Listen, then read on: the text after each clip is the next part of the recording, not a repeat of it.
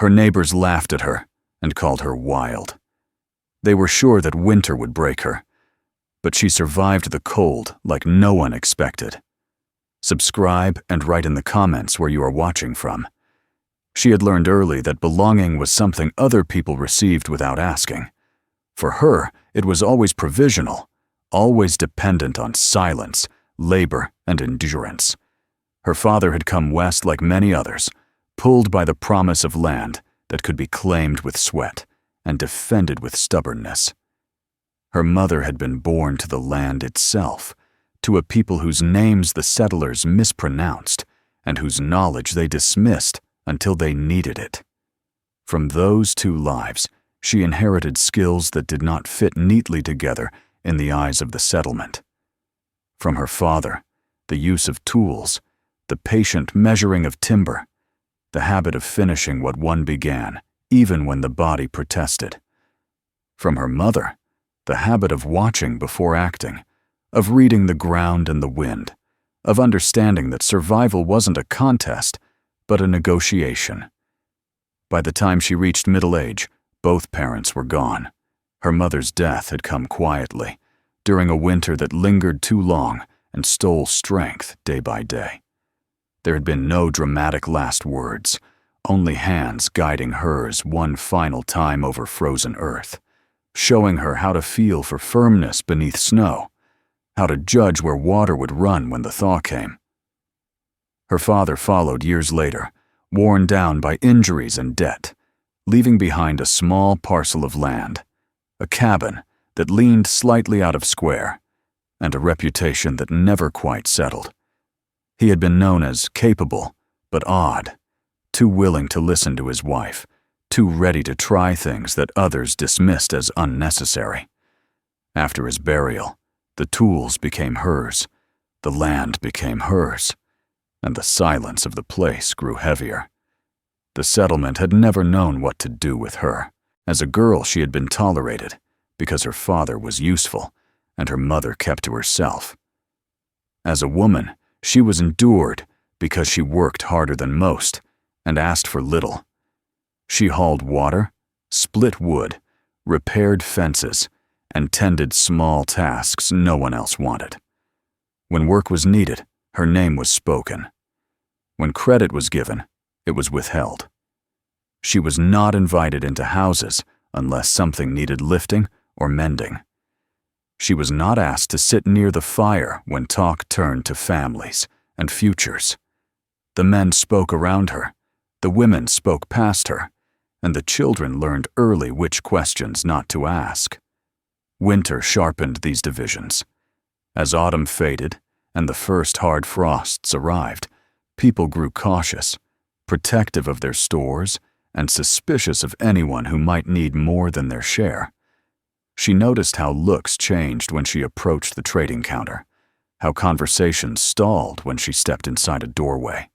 Small refusals accumulated like snowdrifts, a sack of grain that was suddenly unavailable, a length of rope promised and then forgotten. Help that arrived late, if at all. No one accused her outright, but the message was clear enough. She was expected to manage on her own, quietly, without complaint, and without drawing attention to herself. The final break did not come in a single argument. It came in a series of moments that stripped away any remaining illusion of safety. When she asked for help repairing her roof before the snows, she was told everyone was busy with their own. When she offered labor in exchange for better firewood, she was given pieces too green to burn well. When she spoke up at a meeting about a shared water source, someone laughed and said she should be grateful for what she had. Gratitude, she understood then, was another word for silence. The day she realized she could not stay was unremarkable in every way, except for the clarity it brought. She stood at the edge of the settlement, watching men reinforce their sheds and women count their supplies, and understood that when winter came, no one would notice if she failed.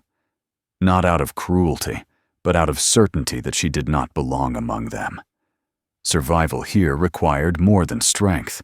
It required recognition, and that was something she would never receive. That night, she sat alone in her cabin and took stock of what remained. The tools were worn but serviceable. Her stores were modest but carefully kept. She had knowledge that could not be traded at a counter or proven in an argument. Her mother's voice returned to her then, not as memory, but as instruction. A good place is not where others gather. It is where the land agrees to keep you alive. The thought settled in her like a decision already made. She left before dawn, not because she feared being stopped, but because she did not want witnesses. She carried what she could manage alone and left behind what would slow her. The path out of the settlement felt strangely light beneath her feet, as if the ground itself recognized her choice. With each step, the noise of people faded, replaced by the quieter language of wind through grass and the distant call of birds. She did not head toward open plains or obvious shelter. She followed contours, watched how snow lingered in shaded hollows, even in early autumn, and how other slopes remained bare longer. She remembered her mother's lessons, not as sentiment, but as method. By midday, she had found what she was looking for: a modest slope, overlooked because it offered nothing to farm and nothing to boast about. It faced away from the harshest winds, tucked beneath a rise that broke the force of storms without trapping drifting snow. The ground was firm but workable, the vegetation sparse enough to clear without exhausting herself. A narrow stream cut through nearby, shallow but steady, fed by sources that did not freeze solid even in deep winter.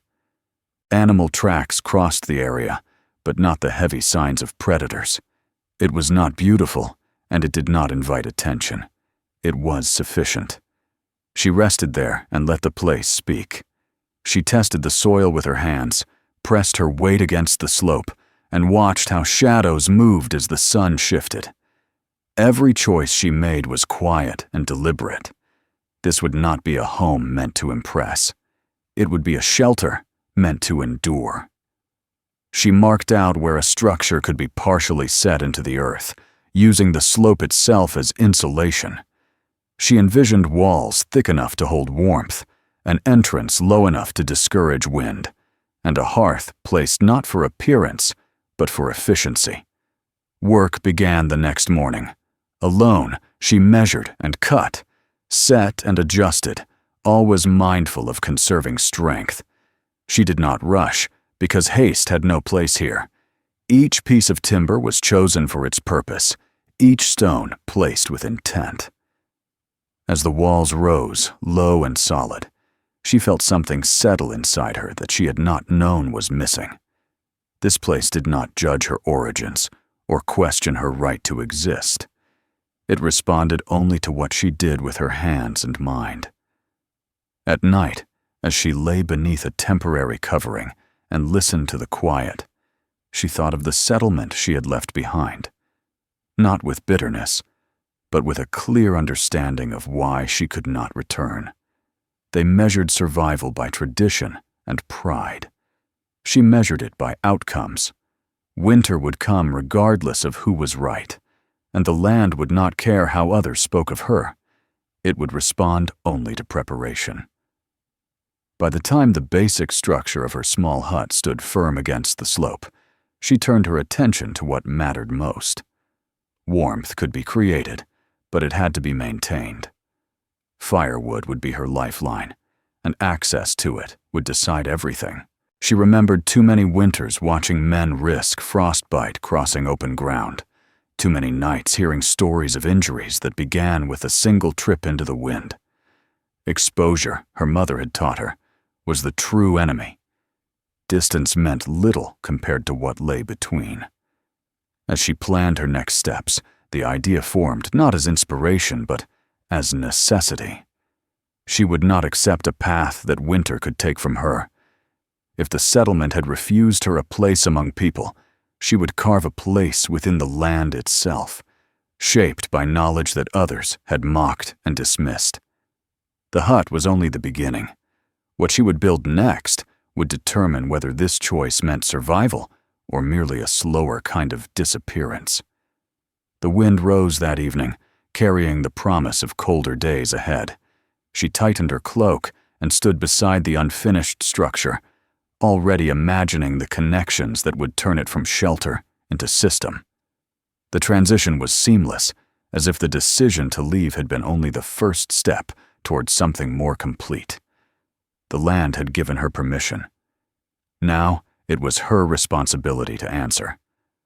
The wind that rose that evening did not trouble her. It slid over the slope and broke itself against the rise above, losing its force before it reached the place she had chosen. She noticed it the way her mother had taught her to notice such things, not with relief or fear, but with attention. Wind was information. It revealed where snow would gather and where it would not, where sound would carry and where it would die. She stood for a long while with her back to the unfinished wall of her hut, letting the air move around her, measuring it against memory. The land was already answering her, not with comfort, but with clarity. She slept lightly that night, wrapped in what she had carried from the settlement, listening to the quiet that followed the wind. It was a different quiet than the one she had known among people. There were no distant voices, no doors opening and closing, no animal sounds muffled by walls. The night here was open but not exposed. When she woke before dawn, the ground was cold beneath her feet, yet it did not bite. She took that as another sign, not of kindness, but of suitability. The land was not promising ease. It was offering terms she could meet. The days that followed were given to work measured carefully against strength. She did not hurry, because haste wasted effort, and effort was the one resource she could not replace. She began by refining the choice she had already made, testing it again in different light and weather. At dawn, she watched how frost settled and lifted, where the ground held it longest, where it vanished first. By midday, she followed the path of the sun, noting how shadows fell against the slope, and how the earth warmed beneath her hands. In the evenings, she listened to the movement of air, the small shifts that would become violent once winter arrived. Each observation confirmed what she already sensed. This place would not betray her. She marked out the boundaries of what she intended to build, not with stakes that could be pulled up or seen from afar, but with stones pressed into the soil, subtle enough to disappear if needed. The hut would not sit atop the land, but within it, its back wall leaning into the slope, its sides anchored by earth and timber. She cut into the hillside slowly, removing soil in shallow layers, setting it aside for later use. The work was heavy, but it was honest. Each shovelful deepened her connection to the place, made her accountable to it. Mistakes here would not be forgiven by neighbors or corrected by shared labor. They would remain hers alone. As the foundation took shape, she began to assemble the frame. The wood she chose was not the straightest or the tallest, but the most reliable. Pieces that could bear weight without splitting, that would settle rather than shift.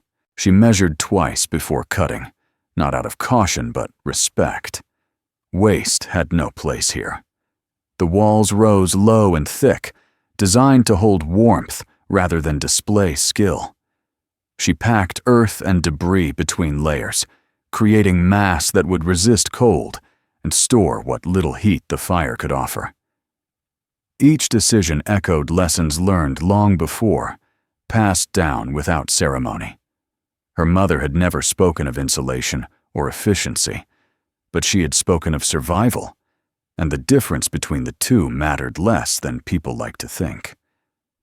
The entrance was set deliberately small. She remembered how settlers favored tall doorways that let light in and made a statement. She had seen too many of those doorways become channels for wind, too many homes lose warmth because pride demanded space. Here, the opening would force her to bow, to enter with awareness. It would break the wind and keep the cold from rushing inside. She framed it carefully, reinforcing it not with ornament, but with thickness. When she tested it, stepping in and out, she felt the difference immediately. Even unfinished, the hut resisted the air in a way the cabins she had known never had. Inside, she laid out the hearth at the center, not because tradition demanded it, but because it balanced heat evenly. She set stones with patience, choosing those that would not crack under repeated fire. Each stone was turned, tested, and placed with intent. She imagined winter nights spent feeding the fire slowly, not desperately, and adjusted the spacing until the picture felt right.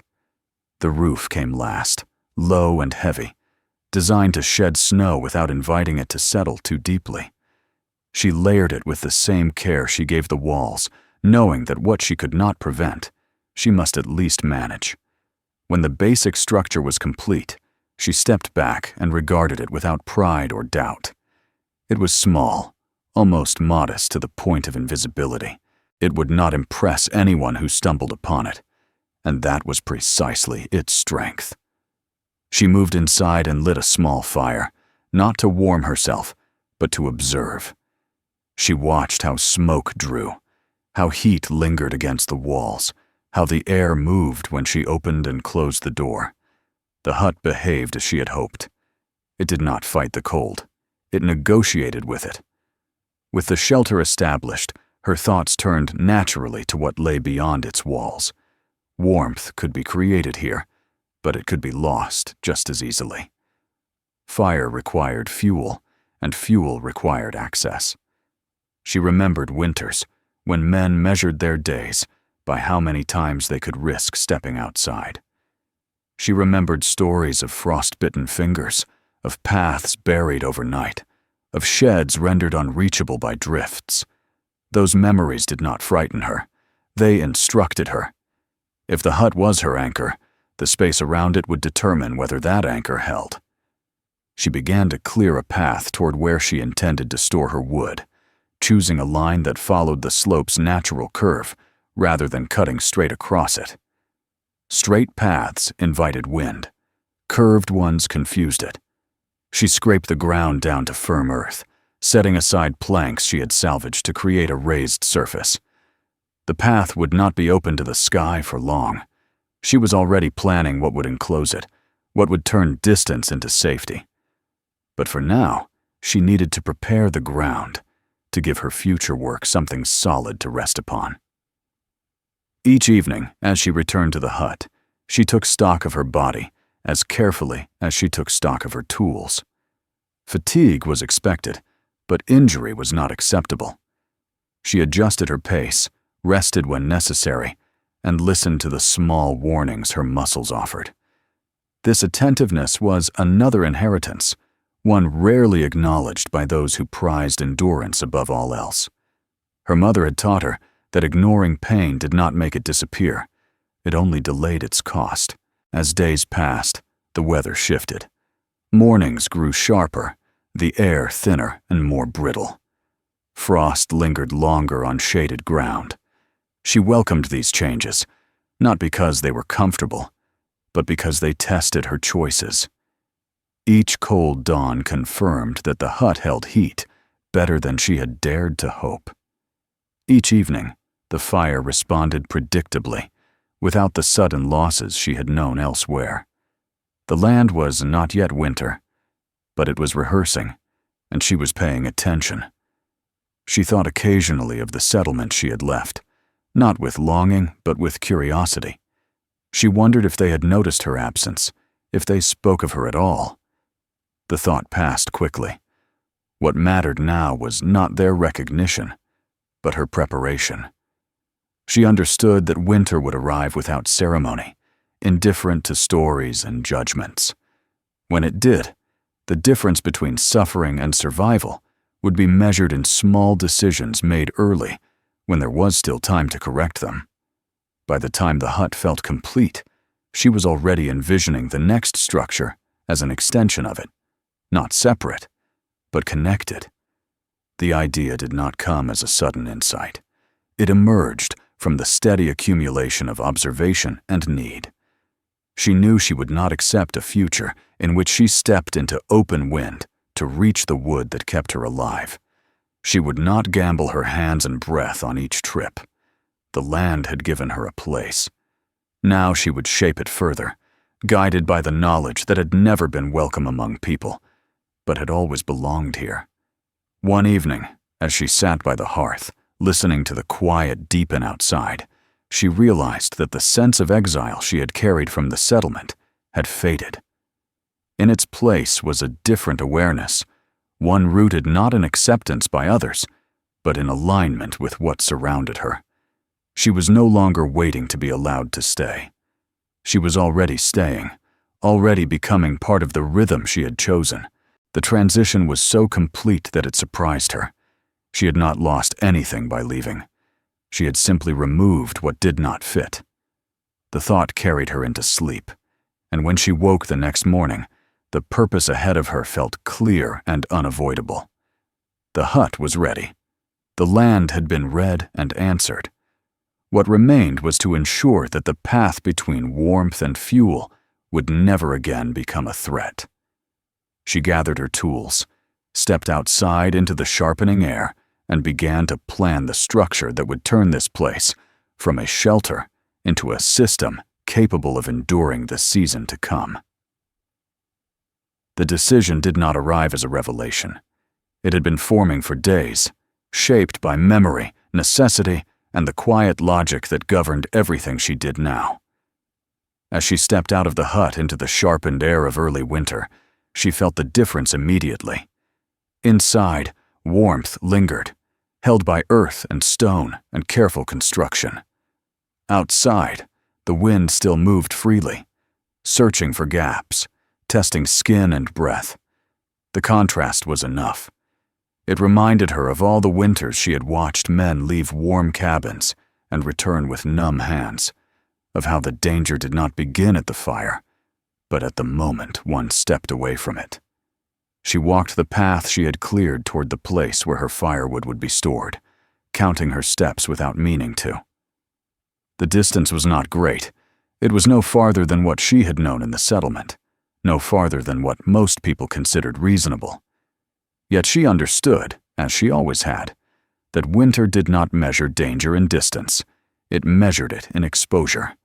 A few moments in open wind could cost fingers, breath, or life itself. Her mother had warned her of this long before she understood it fully. "Cold does not kill you in the house," she had said. "It kills you between the house and what keeps you warm." She stopped where the path ended and looked back at the hut.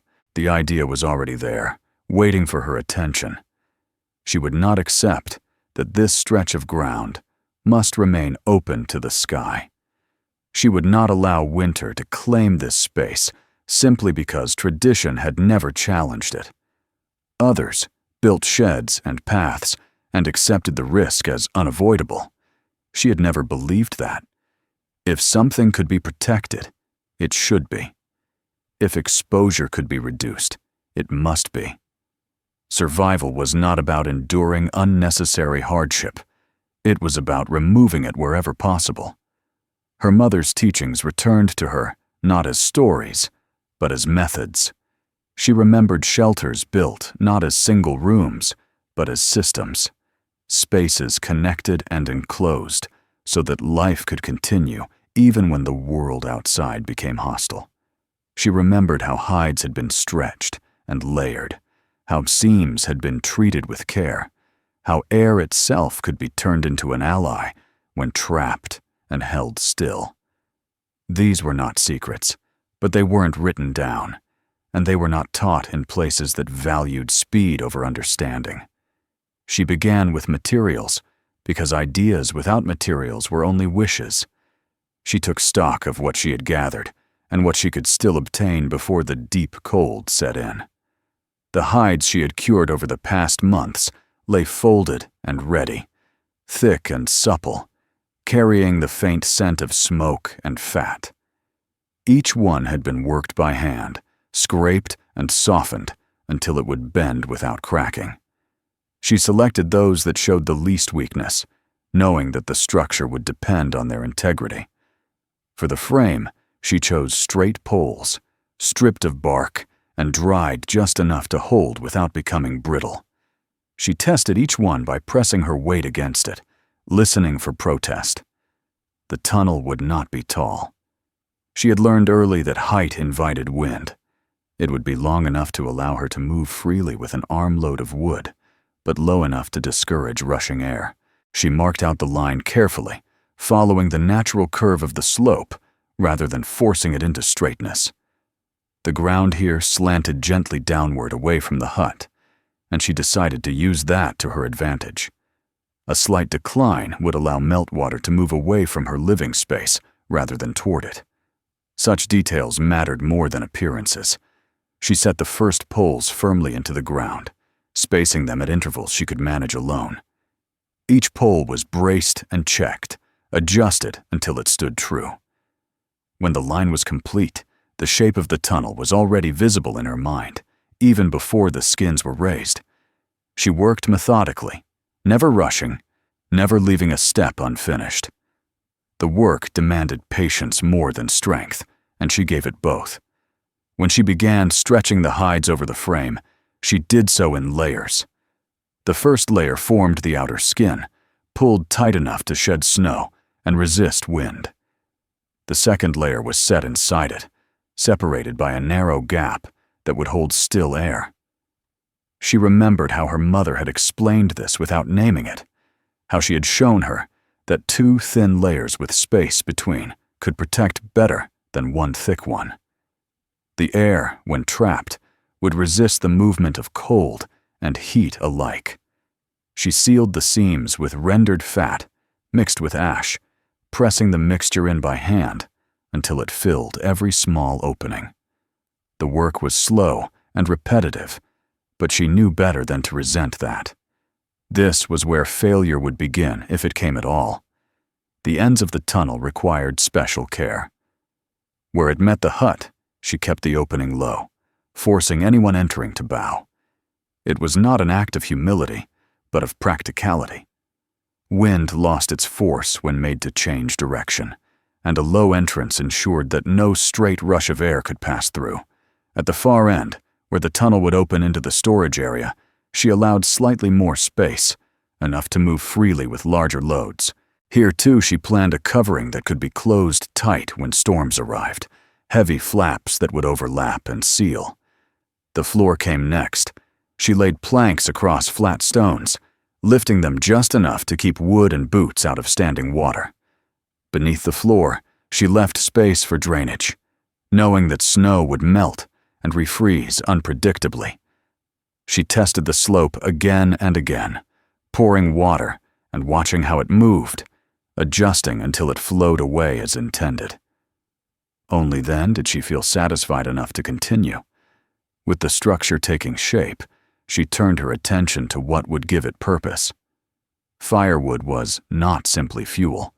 It was time, safety, and survival. She had seen too many people treat it as something to be gathered later, something to worry about when winter arrived. She knew better. Winter was decided long before the first storm. She began stacking her wood within the tunnel itself, not as an afterthought, but as part of the design. Along the sides, she built shallow niches, raised slightly above the floor, where smaller, well-seasoned pieces could rest close to the hut. These would be used first, easy to reach, quick to light. Farther along the tunnel, closer to the storage end, she placed larger logs meant for longer burns.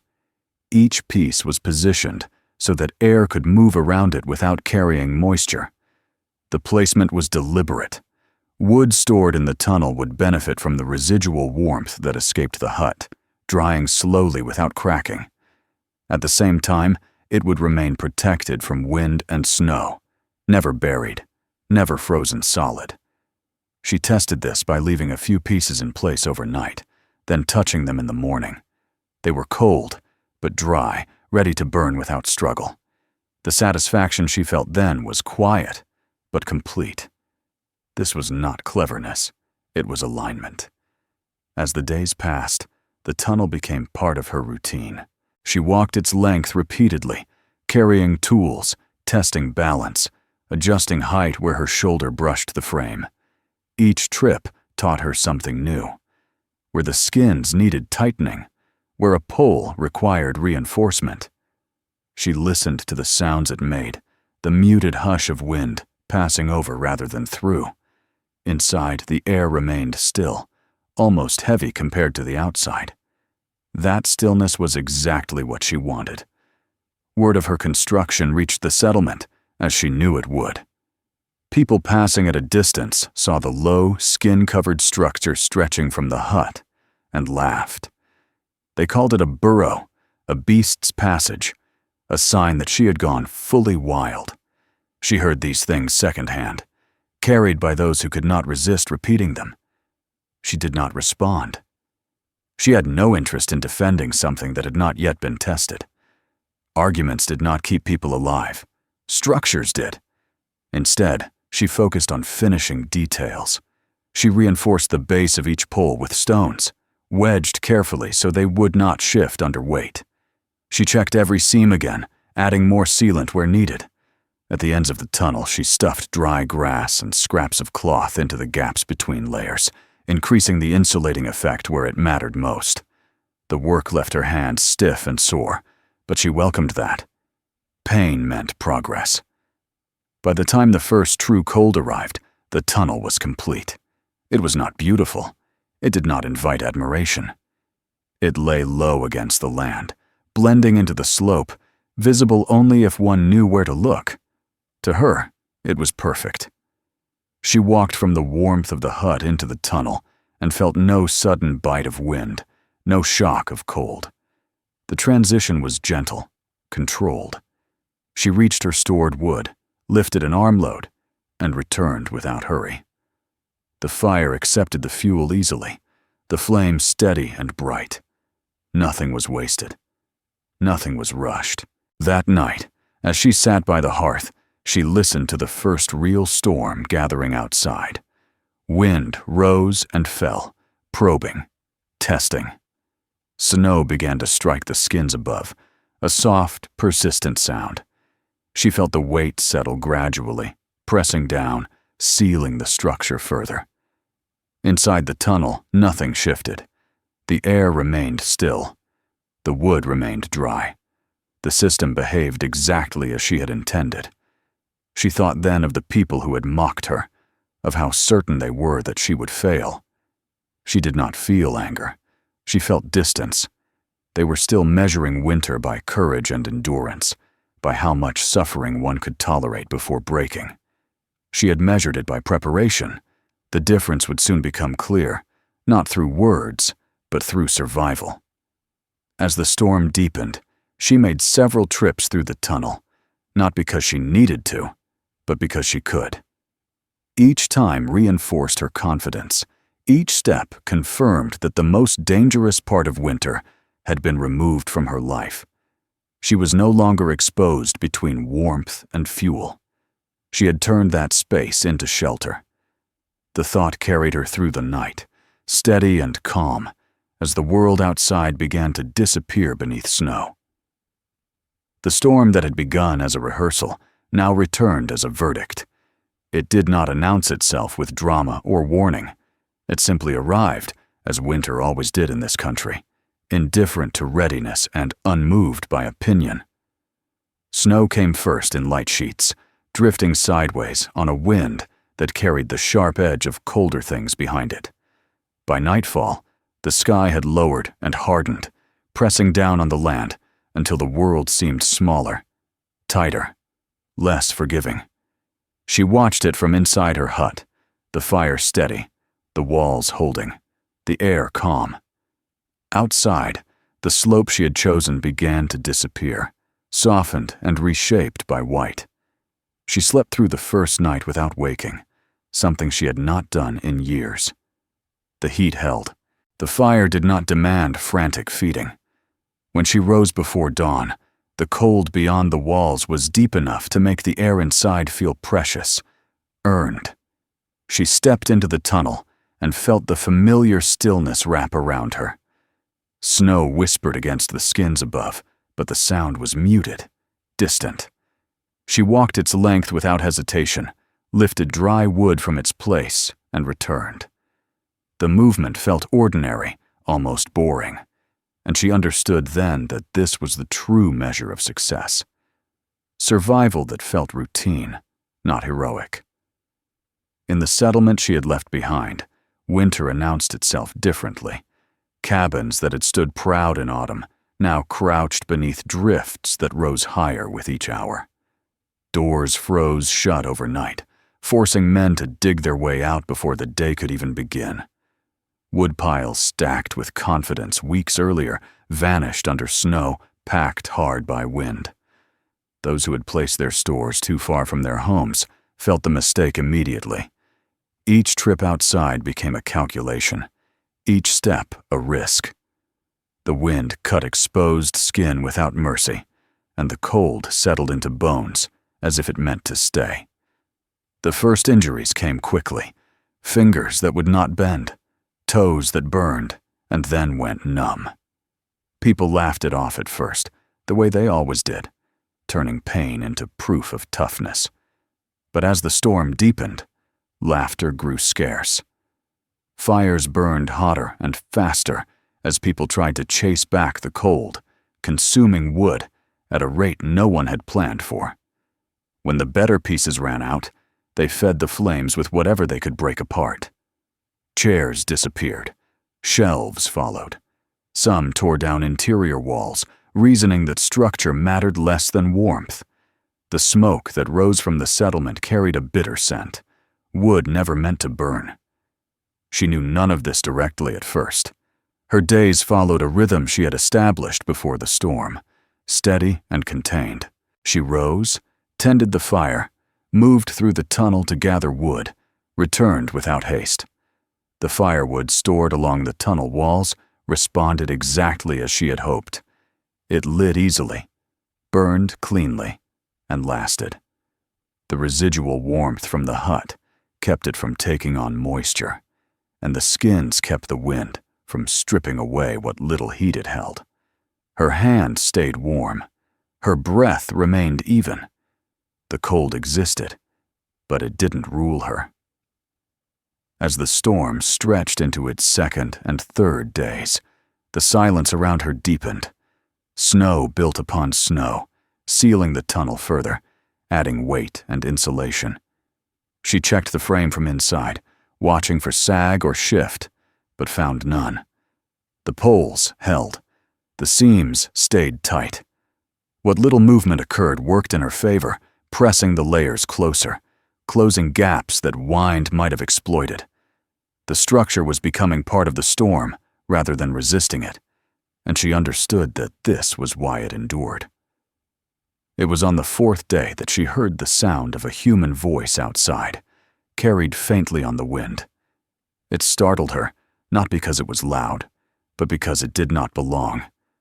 She paused, listening, distinguishing it from the groan of trees and the hiss of snow. When she was sure, she pulled on her outer layer and stepped into the tunnel, moving toward the entrance with caution. The voice came again, closer this time, strained and uneven. At the edge of her cleared space, a figure stumbled into view, half buried in snow, movement slowed by exhaustion and cold. It was a man from the settlement, one she recognized by posture if not by name.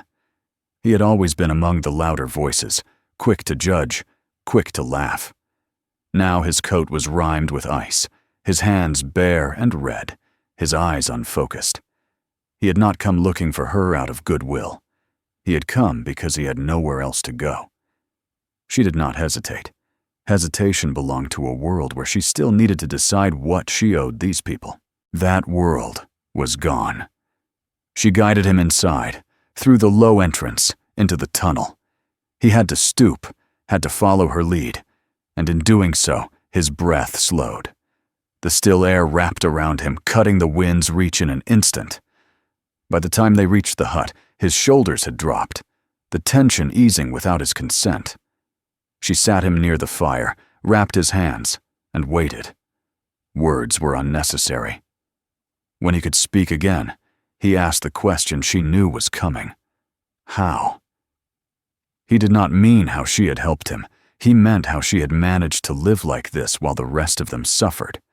She answered simply. She had stopped accepting what did not make sense. The explanation did not satisfy him at first. People rarely wanted answers that simple. But as the warmth worked its way back into his body, as he noticed the steady heat, the lack of urgency, the untouched furniture, his resistance weakened. He stayed until the storm broke, not as a guest, but as someone temporarily sheltered. When he left, he did not thank her in the way people expected thanks to be given. He only nodded, a small, stiff motion that carried more weight than words. By the next day, others followed, not all at once, and not openly. Some came for help. Others came to see for themselves. They stood at the edge of her space, looking at the low hut, the skin-covered tunnel, the wood stored within arm's reach. They did not laugh. She allowed them to look. She answered questions when asked. She did not explain more than was necessary. The structure spoke for itself. People walked the tunnel, feeling the absence of wind. The way sound changed. The way movement became safe again. They saw the wood stacked and ready, dry and accessible. They compared it, silently, to what they had lost. Comparison did the work she never could have. When the storm finally loosened its grip and the sky cleared, the settlement emerged altered. Snow lay in heavy drifts, reshaping familiar paths and erasing boundaries. People moved through it slowly, changed by what they had endured. They spoke differently now, less certain, more observant. Some began building their own covered paths before the snow had even melted, using whatever materials they had. Wood, canvas, salvaged boards. None matched her tunnel exactly, but all borrowed its principle. Protect the space between warmth and fuel. Remove exposure. Do not wait for suffering to prove a point. She returned to her routines as if nothing had happened. The fire burned. The tunnel held. Winter continued, but it no longer felt like an adversary to be fought. It was a condition to be managed. Occasionally, someone would pass near her place and stop, measuring, counting, asking quiet questions. She answered without pride. Pride had no place here. Function did. By the end of the season, her isolation had shifted into something else. She was still apart, still on the edge of things, but no longer dismissed. People spoke her name differently now, without the edge of mockery. They did not invite her back, and she did not expect them to. She had already built what she needed. Respect, she understood, did not always look like acceptance. Sometimes it looked like imitation. As spring approached and the snow began its slow retreat, she stood once more at the entrance of her tunnel, watching water run along the path she had angled so carefully. It drained away from the hut, just as she had planned, leaving the floor dry and intact. Everything had behaved as it should. The land had accepted her terms, and she had kept her side of the agreement. She thought then of her mother, of the knowledge that had been passed down without ceremony or recognition. That knowledge had kept her alive when tradition would not. The winter had spoken, and it had said nothing about bloodlines or belonging. It had spoken only of preparation and consequence. She listened, as she always had, and in doing so, she remained. If this story meant something to you, subscribe to the channel. New stories like this are coming. Watch the next video on the screen, or explore others on the channel. Share this video with someone who would understand it, and leave a comment telling me where you're watching from.